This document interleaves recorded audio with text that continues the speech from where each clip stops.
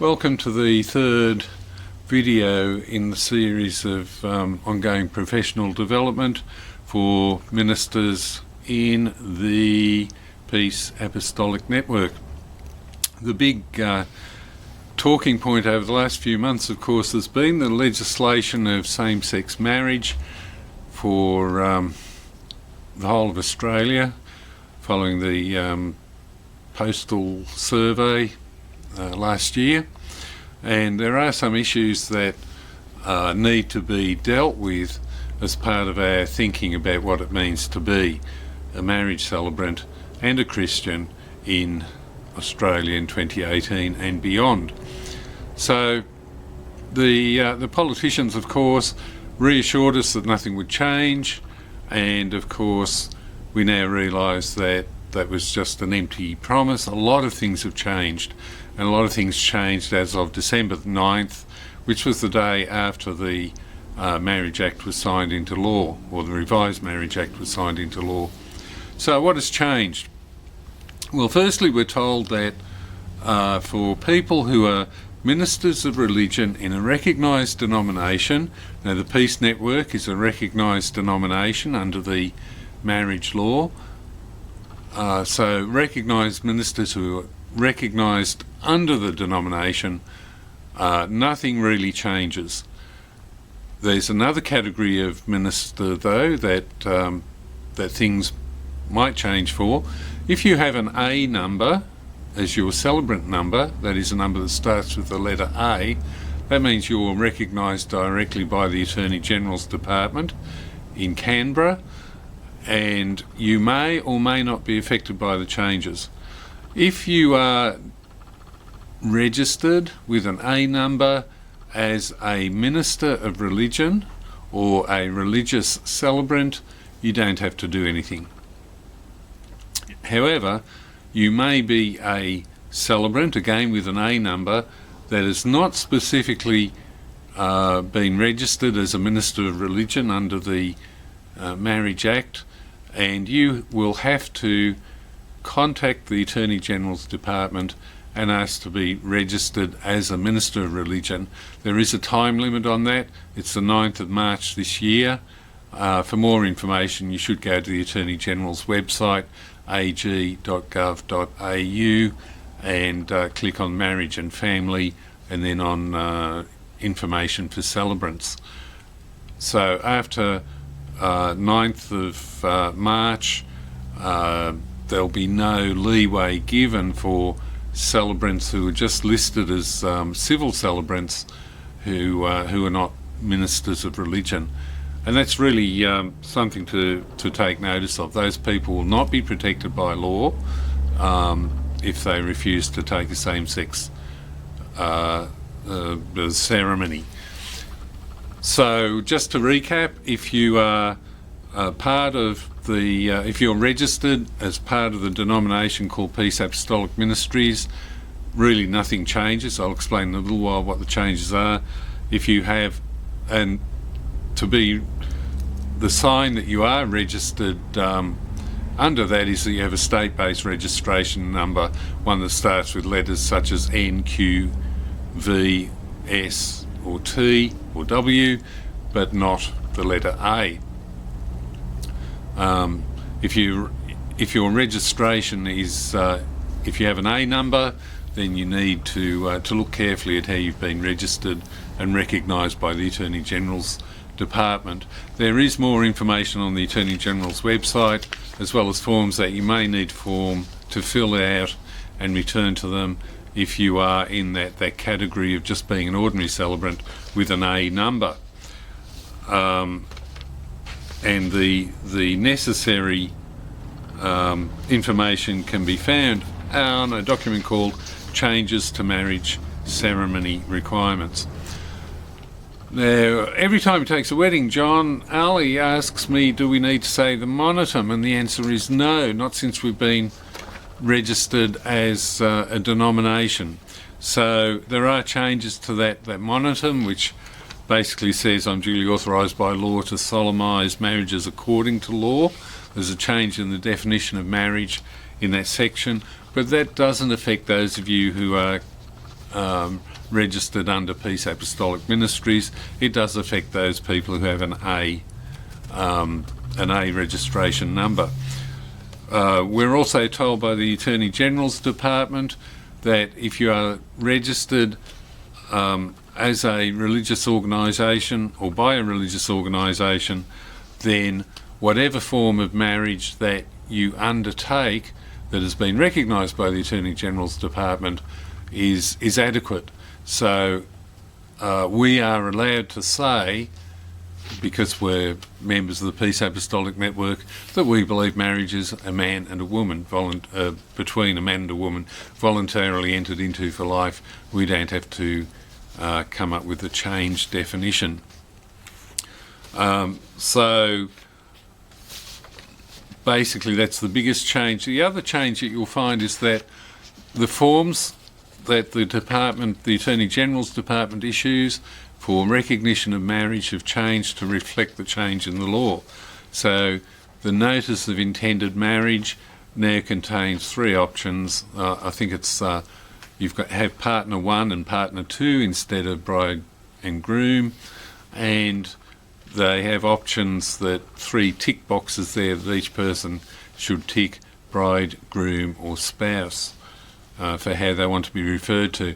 Now what they put onto that form then has to be replicated on the other forms that you enter as, the various certificates of marriage. Now that shouldn't affect us. We do have to use the new notice of intended marriage forms. They can be downloaded from the Attorney General's website. You are not allowed to use the pre-9th of December notice of intended marriage forms unless they were already submitted to you before that date and have the actual dates written on as prior to the 9th of December. So make sure that you download the necessary forms from the website and make sure you use the right notice of intended marriage form. The other major change on that form, which I hadn't seen before, was that there is space where the person says whether they're a male or female. It's called item 4 in the notice of intended marriage, and you have a choice there of male, female and X. So if you have somebody that is confused or indeterminate about their sex or gender, you may need to again check with the Attorney General's Department regarding that. So the document that you need to check there is changes to marriage forms and certificates on that website, and that is the only major change, because we are regarded as a religious organisation that does not recognise same-sex marriage. On the certificates that we issue people, we can continue to use the old certificates. That's both the official certificate that you send back to the registry, the one that you give to the couple, and the form that you keep yourself, usually in the form of that big red book. So you can continue to use them and just refer to them as bride and groom, but the notice of intended marriage form, you must start using the new form immediately.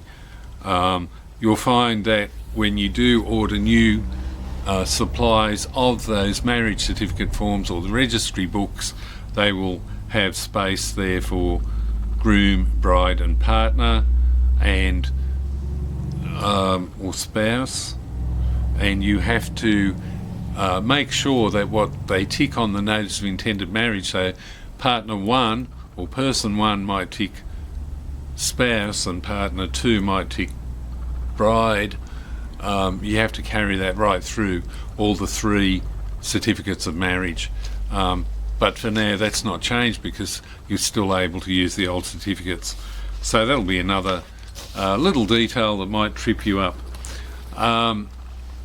There is an inquiry taking place that the government has organised. It's a semi-formal sort of inquiry with a panel of so-called experts looking at religious freedom in Australia and whether there need to be changes to federal legislation to protect Christians and ministers and Christian business people following these changes to the law.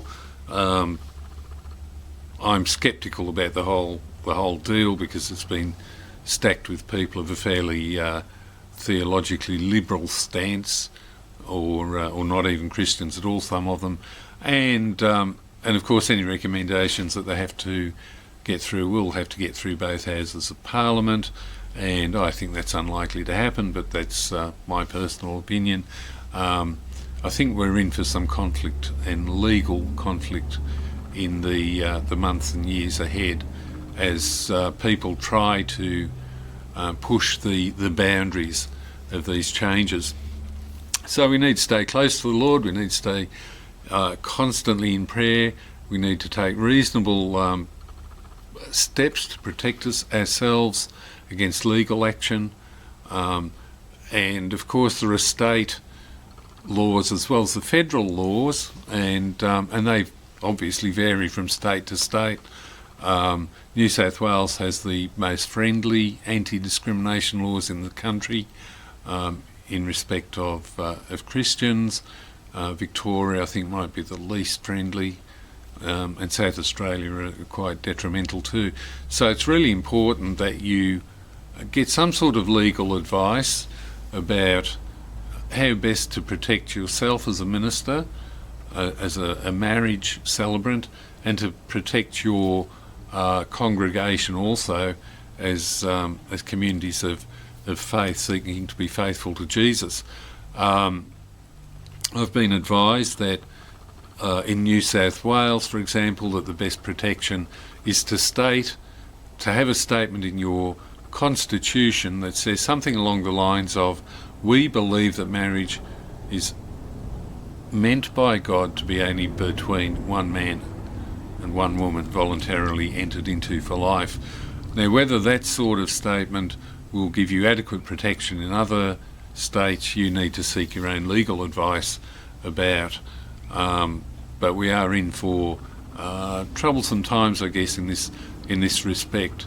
I do know that when this issue came up a few years ago, that the Presbyterian Church at that time voted to remove themselves completely as a denomination from the marriage celebrants business, and I imagine that they'll be bringing in their own definitions and celebrations of marriage. I don't know whether we're at that point yet, but the point may come where churches decide that they can no longer go along with the